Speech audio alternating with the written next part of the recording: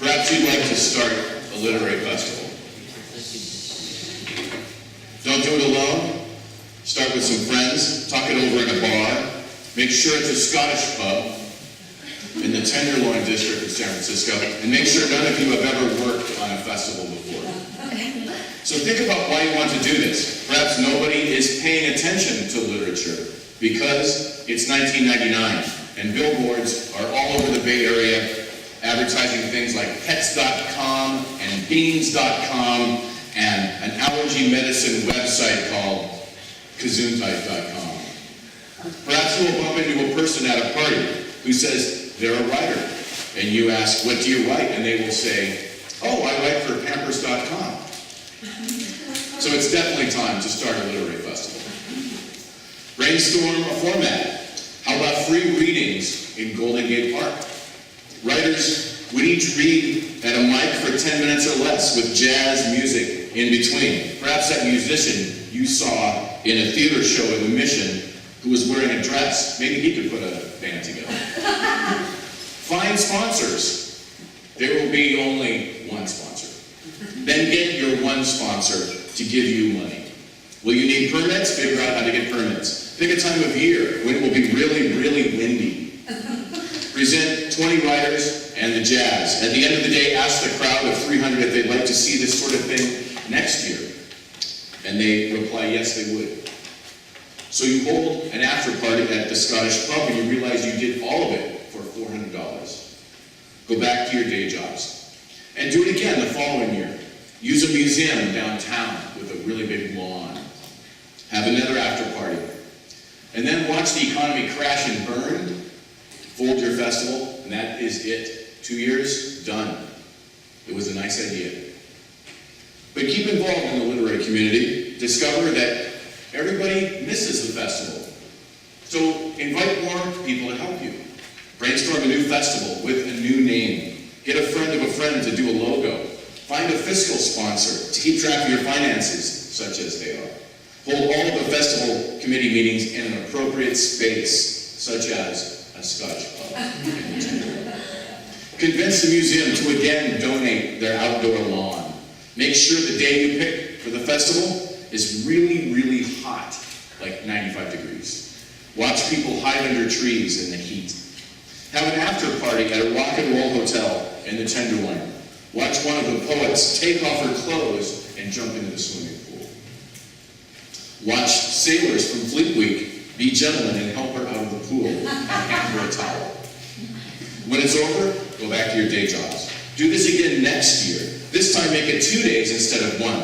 Invite more authors, but make sure most of the events are indoors. Do it again the following year. Create more programming for teens and children. To include more writers, add a literary pub crawl through a neighborhood and call it the Lit Crawl. Devote more and more of your time to this festival and take no money from it. Apply for grants. Realize you are more eligible if you are your own nonprofit. One of your volunteers on your committee will be a lawyer. He will help you file for official nonprofit status. Keep researching authors. Build a database of several hundred local authors. Watch it grow and triple in size.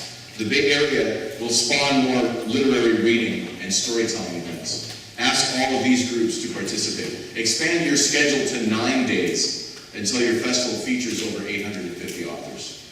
People may move away to another city and write you a proposal to do a lit crawl in their town. License the name and concept to those who seem serious about it. From Seattle to Portland and Los Angeles to Austin, Iowa City, New York, and London.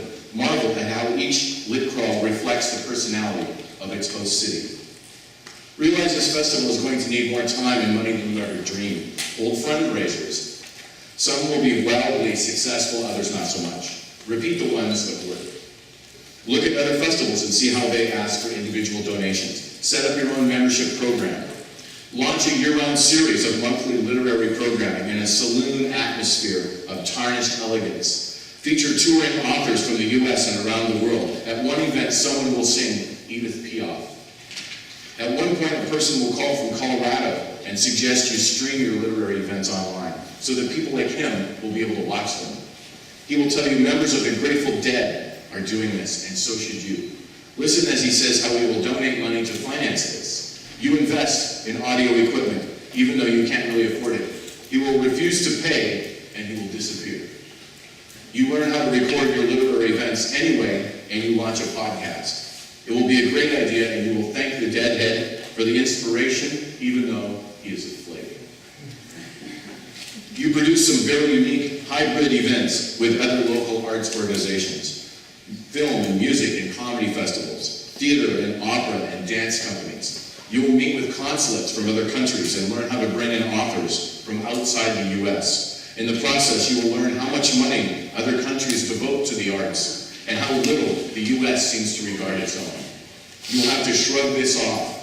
This situation will not change. But America does make fantastic drones.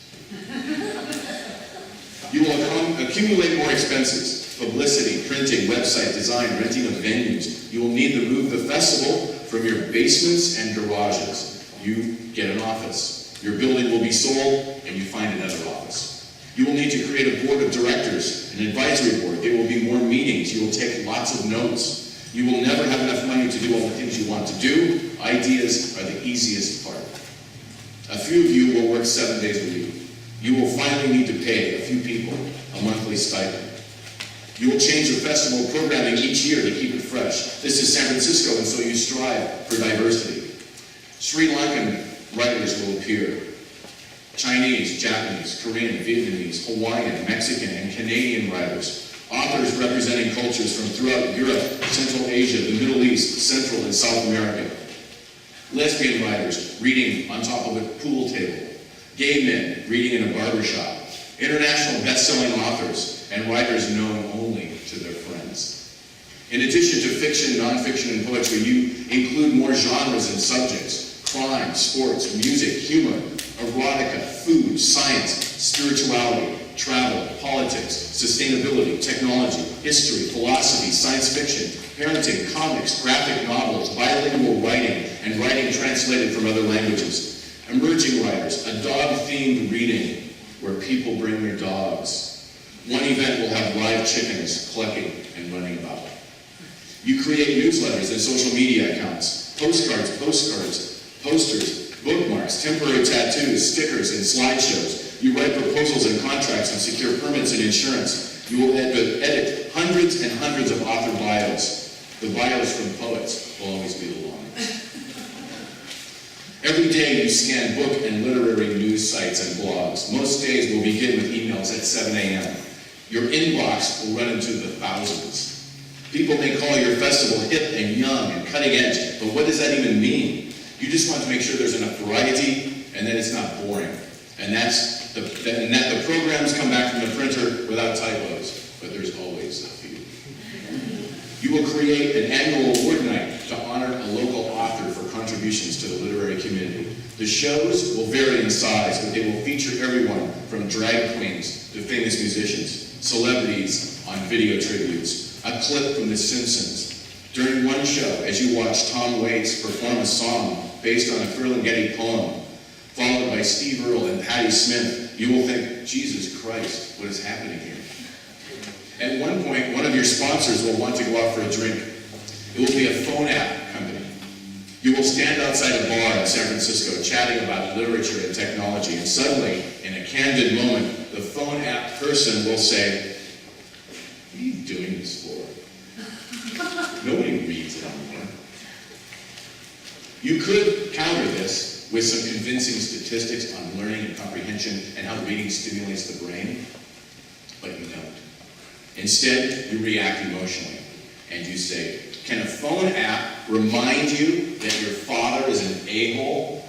Can a phone app describe the moment when you're in your 20s waiting in the lobby of a free clinic with children playing and running around while your girlfriend is in the next room getting an abortion? You realize, that might have been too much information. There will be a pause. The phone app person will nod and say, "I see what you mean."